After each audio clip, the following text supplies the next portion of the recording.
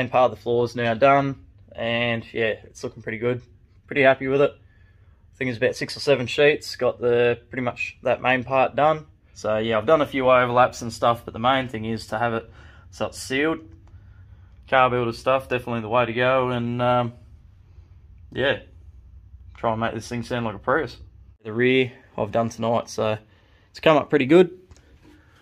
So I did go a little bit wider than what I was originally thinking. So originally I was actually going to go where that first rib is there, down that line. And then I thought about it and I thought, well, it's still going to look neat if I go the direction I have.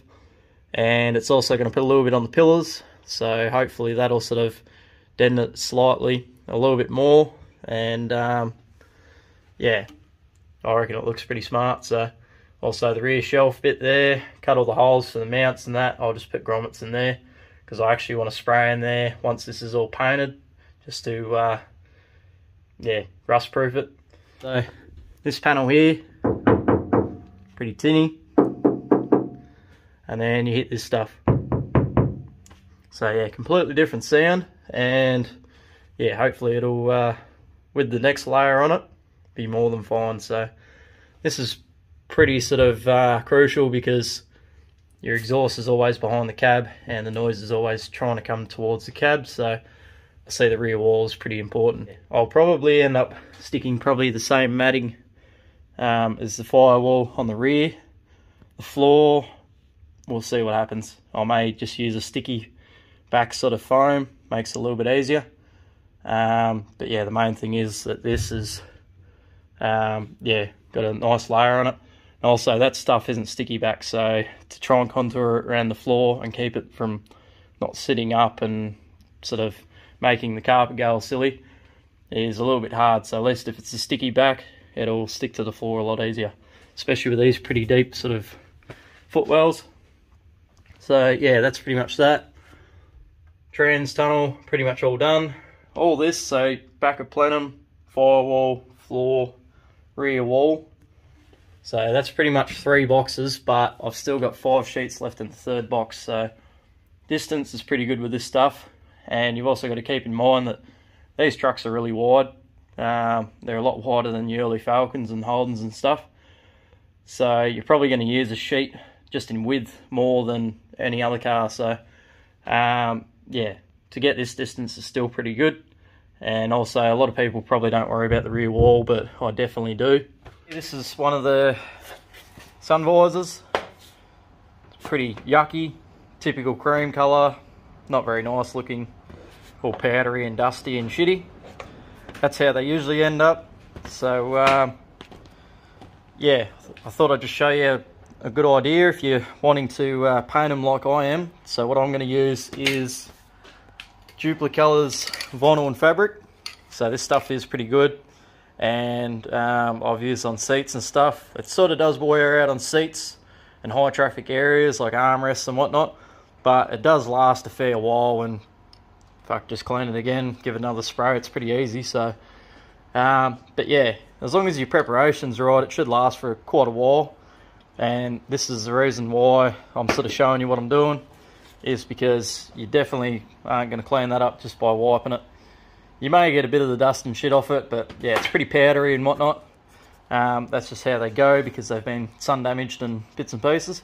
If you got one of these, or your mum's got one of these, like mine does, the old steamer kit. So this is just a Karcher one. Yeah, I could buy my own, but it's been that long since I last used it, and that was the last time it got used. So yeah, just pinched it for the night, and yeah, fill it up with water, plug it in, and you'd be amazed on how well it turns up. So that's how it started, and that's how it finishes. So there are a couple of little marks, but that's just mainly me touching it, and they just get dirty really easy. So painting them black's definitely going to be a better option.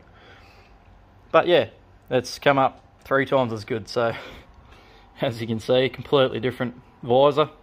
They both were in the same state, and yeah, it's cleaned up really good. So I could go to town on it, but I'll probably do this and then just a quick light spray of maybe some wax and grease remover, and then I can get into painting it. Door trims, looking a bit tired now since I've cleaned them up with the steam. Gone a bit hazy, a bit yucky.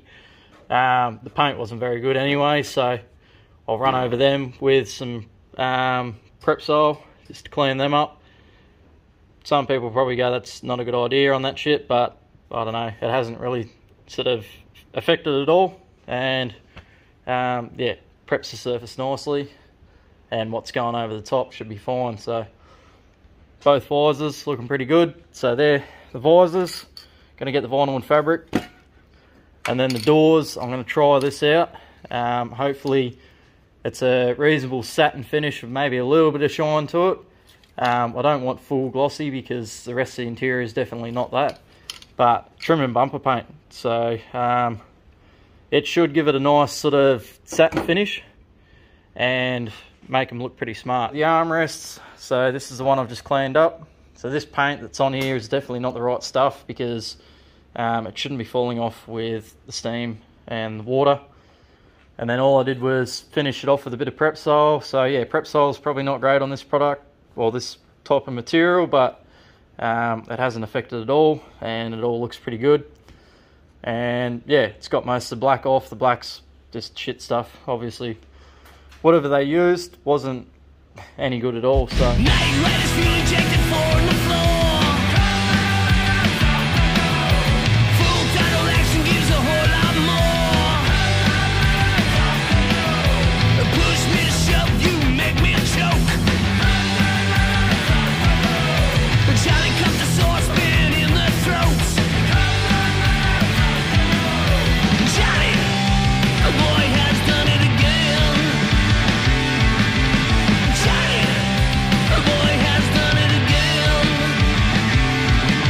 The interior now is pretty much sorted.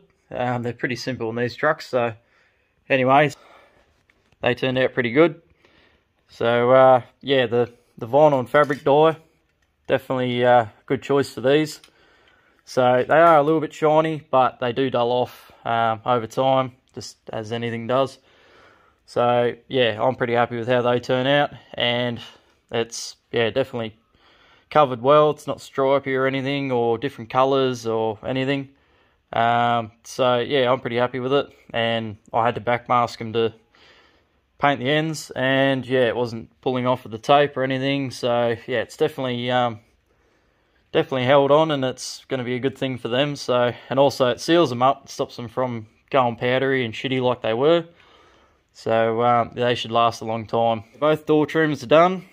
And yeah, the trim and bumper paint definitely wasn't a bad choice, because yeah, they've come up really nice, and was a little bit worrying at the start just because of the way it was spraying, but after a couple of coats it cleaned up and covered nicely. So also a big help was sitting the cans in front of the heater to get a bit of temp into the paint, and also a bit of temp into the air. So when it went on, it was curing nice and quick. They needed a bit of repairs, especially in the bottom here. For some reason, they've put 2 holes in the bottom of each trim. No idea. So I've just filled them with a bit of JB Weld, is it Quick Weld or whatever it is. Also, put a bit on the back because, yeah, they sort of had a few cracks in them, which is pretty normal because these are old and they do sort of perish a little bit. But also, when you're swinging the door closed, that's the area where you're roofing on to close the door. So it's pretty common to actually find these trims cracked around that area. So yeah, so the glue that I've put on there, it's an epoxy resin sort of 2-stage hardener base sort of mix. And yeah, you can get it from Repco and most other places. Sheet of, I'd say probably 3mm MDF. This is just a packing sheet. This is just what they use to protect what your good sheets, whatever you buy. So yeah, the old man's got a few sheets of this laying around because of stuff that they've bought over the time. So I've decided to pinch a sheet off him. Nobody's going to miss it, and it costs pretty much nothing. I've used that as a template. It's been bloody hard because, as you can see, there's no flat areas around anywhere, so trying to hold shit down and mark stuff out was pretty difficult. But it should be close enough, and I may even just give it a quick spray with some paint, whatever I've got laying around, just to sort of try and help seal it up a little bit. And then, yeah, so that should be right. And then, yeah, finally pulling out the Aldi spec jigsaw. So, yeah, this should be interesting to see how this works. Not a bad unit for buying it from a supermarket, but anyway. So, yeah, we'll see how that goes. And then, yeah, I've got some covering to go on it. So, this is actually just fake leather with a foam back. So yeah, that should look pretty smart on there. So that'll just get adhesive glued on there. And yeah, the reason I've gone with the foam backing also is gives it that softer look, and any imperfections there, if you didn't have the foam, it would actually show up through the fake leather, whatever you want to call it. So at least with the foam there, it gives it a bit of a chance to still look uniform, but there might be a few imperfections underneath. So that's the reason I've gone for that. And yeah, I reckon it should look pretty smart on top of the truck. So I'll cut it out now and see how far we get. Johnny, the boy has done it again. Johnny, the boy has done it again. Johnny, the boy has done it again. So that's the board all cut out, done. A little bit rough, but hasn't turned out too bad. So the Aldi's jigsaw, probably not as stable as your good brand ones, but fuck, for something that's cost not even $100, I'm pretty happy with it. Bit of sandpaper on the sanding board, cleaned all the edges up. It's all pretty much cut out where it needs to be. So what I'll do now is just give it a quick coat of any paint that I've got, just to seal it off.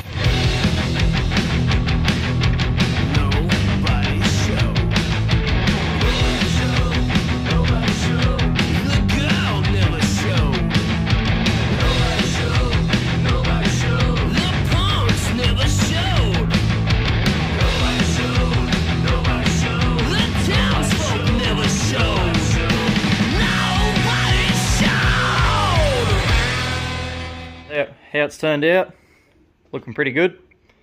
So yeah, for the most part, it's not too bad. Corners are a bit ordinary, especially the front radiuses, but it'll do. So yeah, it had folds in it, well, fold lines from them sending it folded. They probably should send it rolled, but anyway, it is what it is. You can't help these things.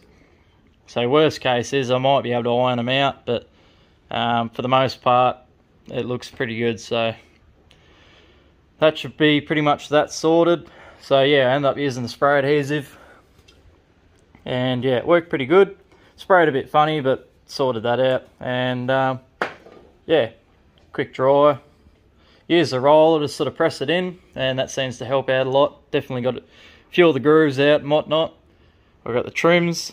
I might even actually get into them now and start spraying them up. It's not the time, it's not the weather, but fuck it, that's where we're at. Johnny, the boy has done it again.